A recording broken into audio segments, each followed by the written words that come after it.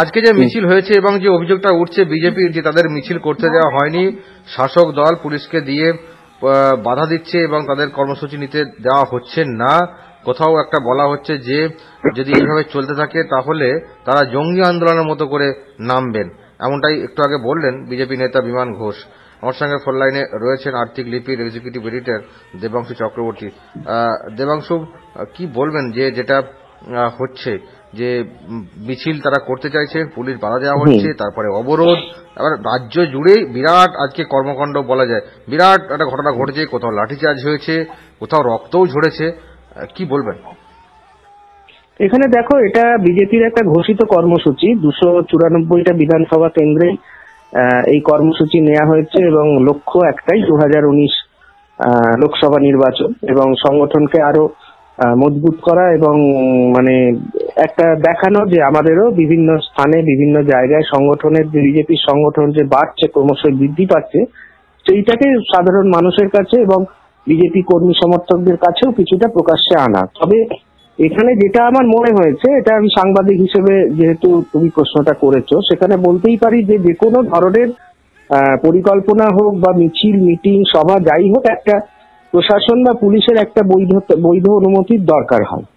এই অনুমতি এই জন্যই প্রয়োজন হয় যে না হলে ল অ্যান্ড অর্ডার কিছুটা সমস্যায় পড়তে পারে এবং বিভিন্ন জায়গায় এই কারণে অশান্তি হতে পারে। সেইটা মেনটেন করার দায়িত্ব কিন্তু পুলিশ প্রশাসনের এবং তারা এই জায়গাটায় কিন্তু অত্যন্ত দৃঢ়ভাবে ভূমিকা পালন করছেন। বিভিন্ন আমরা কিছুদিন আগেও দেখেছি, এখনো দেখছি।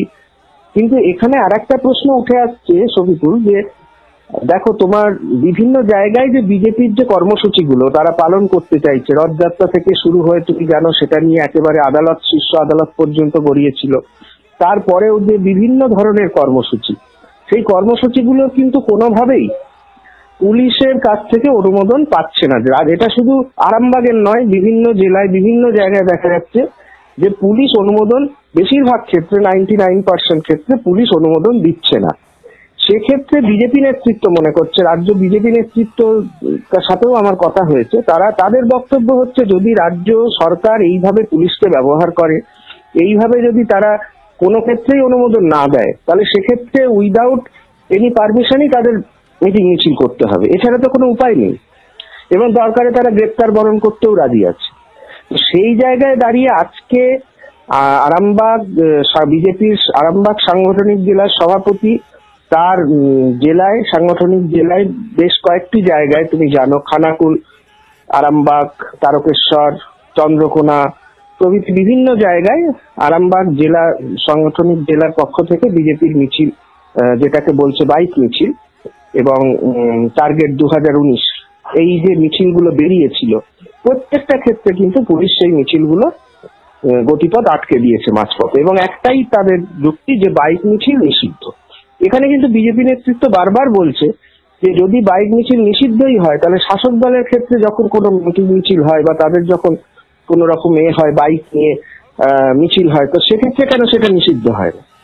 এই ধরনের অভিযোগও তারা তুলছেন। তো সব মিলিয়ে রাজনীতির ক্ষেত্রটাকে গরম করে তোলা, শাসক দলও চাইবে, বিরোধী দলও চাইবে, যেহেতু লোকসভা ভোট এগিয়ে আসছে, এই সময় কিন্তু পরিস্থিতি যত ভোটের দিকে যাবে তত এই সব নিয়ে পরিস্থিতি আরো পরিবেশ, রাজনৈতিক পরিবেশ বলো বা সামাজিক পরিবেশ বলো, এতে তার প্রভাব পড়তে বাধ্য এবং সেরকমই আস্তে আস্তে সেই উত্তেজনার পারদ ক্রমশ চড়ছে বলেই আমার মনে হচ্ছে। সেই কারণে অর্থাৎ কদিন এই পাকিস্তানের প্রতি বদলা এইসব নিয়ে ব্যস্ত থাকার পর কোথাও যেন মনে হয়েছে রাজ্যের শাসক দলের যে তারাও যেন প্রচারের দিক দিয়ে পিছিয়ে পড়ছে এবং তারই মধ্যে বিজেপির আবার অতি সক্রিয়তা প্রচারের ক্ষেত্রে। তারা তাদের সরকার যখন একদিকে পাকিস্তানকে প্রত্যাঘাত করছে, উল্টো দিকে প্রচারটাও কিন্তু তারা একবারে প্যারালাল ভাবে চালিয়ে যাচ্ছে। নরেন্দ্র মোদী প্রধানমন্ত্রী তথা বিজেপি নেতা, তিনি কিন্তু বারবার তারা প্রচারের কৌশলটা তিনি কিন্তু জারি করে রেখে গেছেন। হয়তো সেখানে একটা দেশের একটা আবেগ, সেন্টিমেন্টকে কাজে লাগানোর চেষ্টা করছেন। তৃণমূল কংগ্রেস বা অন্যান্য বিরোধী দলগুলোও কিন্তু সেই সুযোগটা পাচ্ছিলেন না। তারা যদি তাদের কোনো বিরোধিতা করতে চান পাকিস্তানের বিরুদ্ধে অ্যাকশনের, তাহলে তাদেরকে আবার দেশদ্রোহী ইত্যাদি তকমা দিয়ে দেওয়া হচ্ছে। কোথায় কোন দিকে পা দেবেন, শাঁখের করাতের মতো অবস্থা। আবার যদি তারা বসে থাকেন চুপচাপ, তাহলে প্রচারের ফায়দা তুলে নিয়ে বেরিয়ে চাইছে বিজেপি। কিন্তু এই একটা যেন সেই অভিনন্দন আসার পর একটা ওই দিকটা থেকে নজর ঘুরিয়ে এবার যেন রাজনৈতিক প্রচারের দিকে উভয় দল তারা কিন্তু নেমে পড়ছে। কারণটা কি? তাহলে কি ভোট একেবারেই চলে আসবে? ভোট কি যে কোনো সময় ঘোষণা হয়ে যেতে পারে মনে হচ্ছে?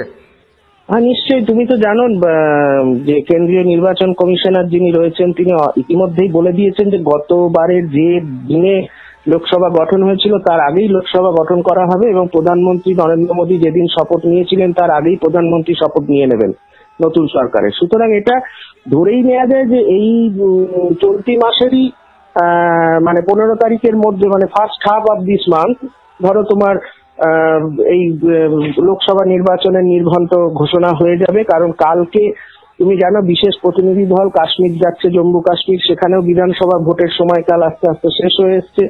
সেখানে যদি এই লোকসভা ভোটের সাথে বিধানসভা নির্বাচনও যদি করানো যায় সেটা মোদী সরকারের কাছে একটা মানে বড়সড় সাফল্য বলেই ধরে নেওয়া যেতে পারে। তো সেক্ষেত্রে ভোট একবারে যে সময় হওয়ার কথা সেই সময়ই হবে। যুদ্ধকালীন যে পরিস্থিতি সৃষ্টি হয়েছে সেটাকে একেবারেই আমল দিতে চাইছে না নির্বাচন কমিশন, এবং এই সময় ভোটের লোকসভা ভোটের দিনক্ষণ নির্ঘণ্ট ঘোষণা করে একটা পরিবেশ, মানে আমাদের দেশে যে স্বাভাবিক পরিস্থিতি আছে, যুদ্ধ সীমান্তে যুদ্ধ হচ্ছে ঠিকই, কিন্তু দেশের অভ্যন্তরে যে এর কোনো প্রভাব পড়েনি সেটাও মোদী সরকার একভাবে বিজেপি, সেন্ট্রাল বিজেপি বুঝিয়ে দিতে চাইছে। এবং আমার ধারণা এটা মানে মোটামুটি ভাবে ভোট প্রক্রিয়া 15 থেকে 20 তারিখের মধ্যে, মে মাসে একেবারেই কমপ্লিট হয়ে যাবে। ওকে, অসংখ্য ধন্যবাদ দেবাংশু চক্রবর্তী, নমস্কার। এজিপির এডিটর, আমার সঙ্গে এতক্ষণ ফোন লাইনে ছিলেন।